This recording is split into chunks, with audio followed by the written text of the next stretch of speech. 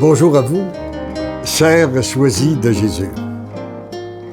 Le message 28, c'est-à-dire le titre du message 28, nous dit ceci: « Dans l'humilité, tu reçois la sagesse et le discernement. »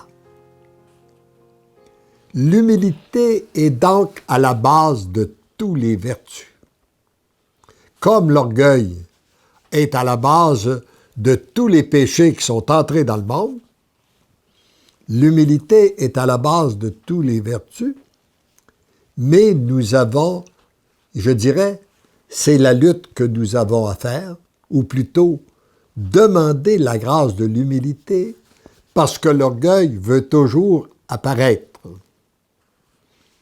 Ça me rappelle, lorsque dans un groupe, on m'avait demandé de parler de l'humilité, et je leur ai dit, il est plus facile de parler de qu'est-ce qu'on connaît que qu'est-ce qu'on ne connaît pas. Si vous voulez, je vais vous parler de l'orgueil.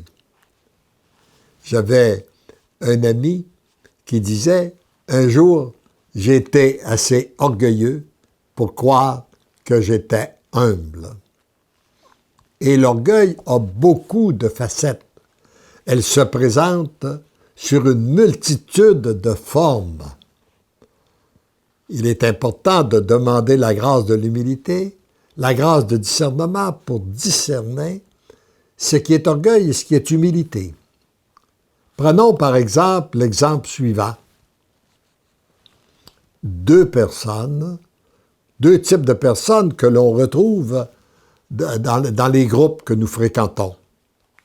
Une personne qui parle toujours, un autre qui parle jamais. Ne portons pas de jugement parce que tous les deux peuvent le faire par vertu. Une qui parle pour partager les merveilles de Dieu et aider les autres, ça c'est une vertu.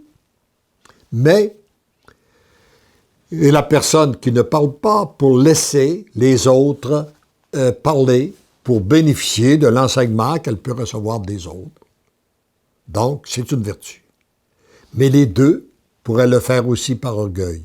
Une, pour se mettre en évidence, pour prendre le contrôle sur le groupe, celle qui parle, et celle qui ne parle pas, parce qu'elle ne serait pas capable de supporter quelqu'un qui viendrait lui dire le contraire. Elle a trop d'orgueil pour accepter que quelqu'un vienne la contrarier, alors elle ne parle pas. Voyez-vous les différentes formes d'orgueil.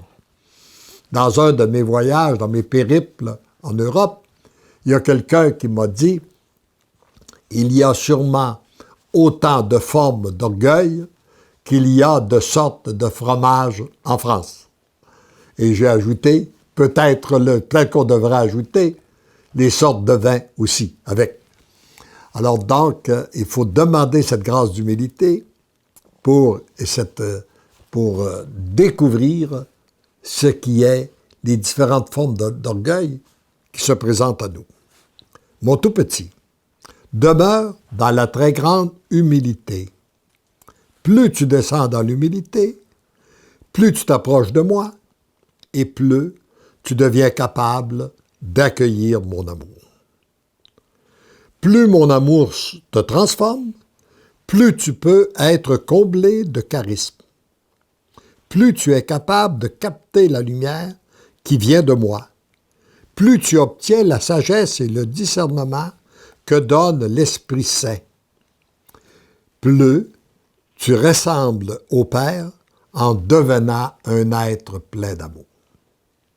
Peut-être une petite façon qu'on peut découvrir si nous sommes dirigés, conduits par l'orgueil ou l'humilité, c'est de vérifier comment nous accueillons une critique. Est-ce que nous avons la même facilité d'accueillir une critique qui nous concerne qu'une critique qui concernerait les autres?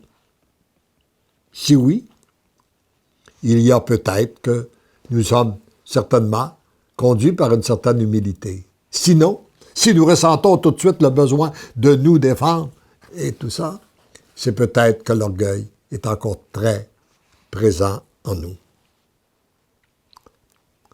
C'est ainsi dans la très grande humilité que tu peux être utilisé par ton Dieu en devenant un instrument valable entre ses mains. Je crois qu'il faut demander l'humilité, la grâce d'humilité à chaque jour, parce que lorsque l'orgueil apparaît, j'ai l'impression que Dieu disparaît. Il nous laisse aller. Laisse-toi pénétrer de cette grande humilité qui t'habite en ce moment. C'est ainsi que tu deviens l'amour.